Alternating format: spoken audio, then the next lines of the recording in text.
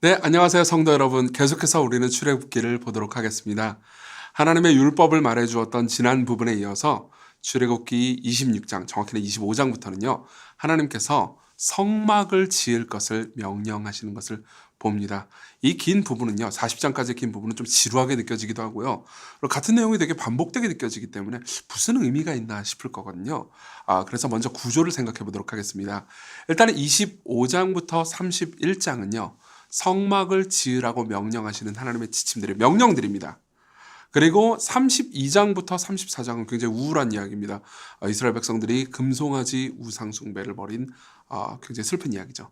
그리고 35장부터 40장은요. 앞부분에서 하나님께서 성막을 이렇게 지어라 라고 명령을 하셨잖아요. 근데 실제로 이스라엘 백성들이 하나님께서 명령하신 그대로 성막을 다 짓는 장면입니다. 그러니까 이렇게 돼 있는 거예요. 성막을 지으라는 명령들, 우상 숭배, 그리고 성막을 지은 내용, 이렇게 구성되어 있는 겁니다. 일단은 성막의 의미를 한번 생각해 보도록 하겠습니다. 두 가지를 생각할 수 있는데요. 첫 번째로는요. 성막은 하나님께서 세상을 창조하실 때 함께 하셨잖아요. 근데 이스라엘 백성들에게 내가 세상을 창조할 때 너희들과 함께 했는데 다시 한번 너희들과 함께 하겠다. 이렇게 말씀하시는 것과 똑같습니다. 실제로 천지 창조의 모습과 성막 건축은 아주 비슷합니다. 유사한 점이 엄청 많아요. 근데 두 가지만 보도록 하겠습니다. 하나님께서 천지 창조를 직접 하시고 직접 마치셨잖아요. 그렇죠? 창세기 1장 31절에 보면 이런 말씀이 있습니다. 하나님이 지으신 그 모든 것을 보시니 보시기에 심히 좋았더라. 저녁이 되고 아침이 되니 이는 여섯째 날이라. 이렇게 되어 있습니다. 근데 성막이 다 지어진 부분 있잖아요. 다 지어진 부분을 보면서 출애굽기 39장 43절에 보면은 모세가 그 마친 모든 것을 본즉 여호와께서 그 명령하신 대로 되었으므로, 그러니까 보기 참 좋았다는 거죠. 모세가 그들에게 축복하였더라. 되게 비슷하게 나와 있죠, 그렇죠?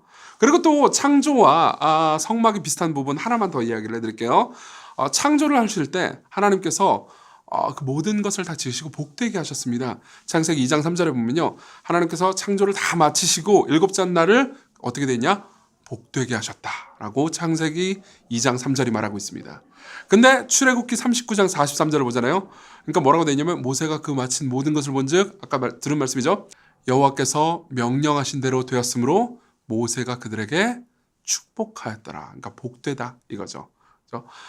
게다가 둘째로요. 성막은요. 창조하고만 유사한 게 아니고 에덴 동산하고도 굉장히 유사합니다. 그러니까 창조도 하나님의 임재를 말해주는 거고요. 에덴 동산은 그중에서 특별히 하나님의 임재를 말해주는 거거든요. 그렇죠? 그래서 하나님께서 에덴을 만드시고 거기서 이제 아담과 하와와 사람들과 함께 하셨는데 에덴 동산에서 함께 하셨던 하나님께서 다시 한번 이스라엘과 함께 하시겠다고 선언하신 것과 똑같습니다. 에덴 동산하고 성막 건축도 굉장히 비슷한데요. 한번 볼까요? 두 가지 말씀을 보면서 살펴보겠습니다. 지키는 자들의 공통점이 있어요. 창세기는 이제 하나님께서 세상을 다 창조하시고 나서 사람을 두시고요. 창세기 2장 15절에 보면 여호와 하나님이 그 사람을 이끌어 에덴 동산에 두어 그것을 경작하며, 여기서 경작하면이라고 번역된 히브리어 단어는 아바드라는 단어입니다. 그리고 지키게 하시고 샤마르라는 단어입니다. 경작하면 지키겠다. 그런데 민수기 3장 7절에 보면요.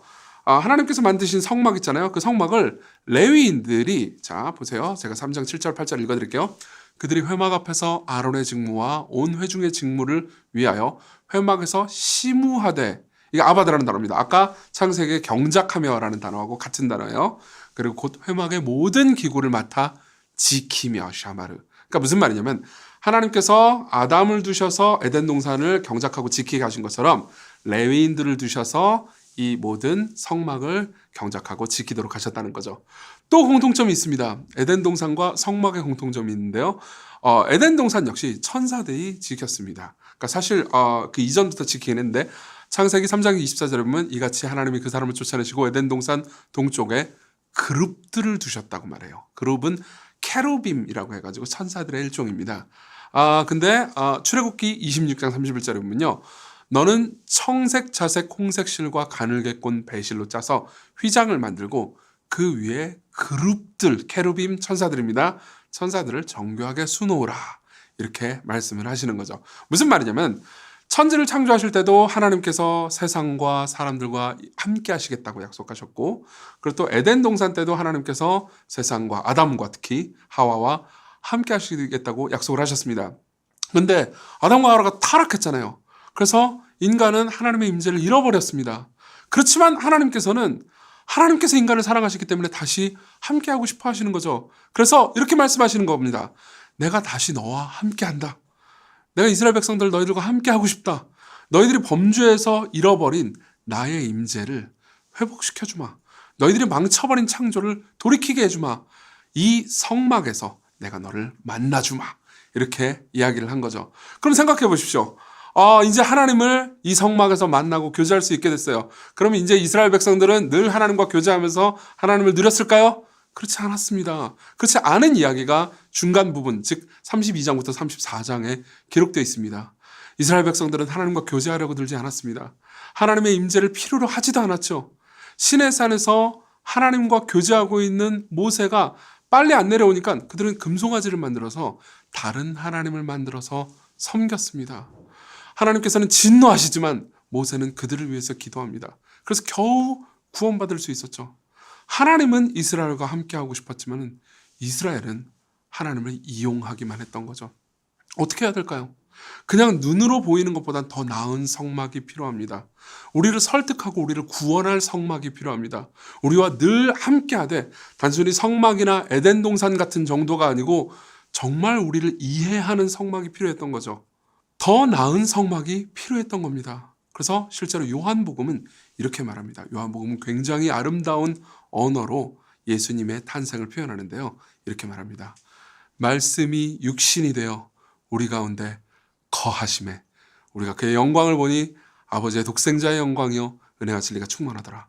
여기 요한복음 1장 14절에서 거하심에라고 번역된 단어는 성막을 치다 이런 의미입니다. 무슨 말입니까? 예수께서 사람이 되신 사건 있잖아요. 이 성육신. 그거는 임마누엘의 사건입니다. 하나님께서 진짜 우리와 함께 하시는 거예요. 그리고 하나님을 만날 수 있는 성막, 하나님을 만날 수 있는 하나님의 임재가 단순히 성전이나 성막인 텐트 같은 것이 아니고 사람으로서 직접 오셨다는 거죠.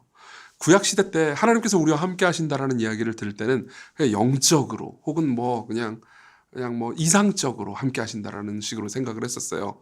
그냥 마음이 느껴져요. 이런 정도로 생각했는데 세상에 알고 보니까 크리스마스가 일어난 겁니다. 하나님께서 진짜 사람이 되셨어요. 우리가 손을 잡고 만지고 안고 대화를 나눌 수 있는 모습으로 오신 거죠. 그분이 누굽니까? 하나님이신 동시에 사람이신 분, 예수 그리스도십니다. 따라서 그 예수 그리스도를 믿는 모든 사람들은요, 하나님을 만납니다. 하나님의 임재를 경험하고요, 그분께 사랑을 받는 거죠. 혹시 여러분들이 죄책감에 시달리시는 분이 계십니까? 여러분들을 위해서 모세처럼 기도하시는, 그리고 모세보다 더 위대하신, 그리고 여러분들을 하나님의 사랑을 받게 하시는 예수님을 찾으십시오. 그분의 은혜가 여러분들을 회복시킬 겁니다.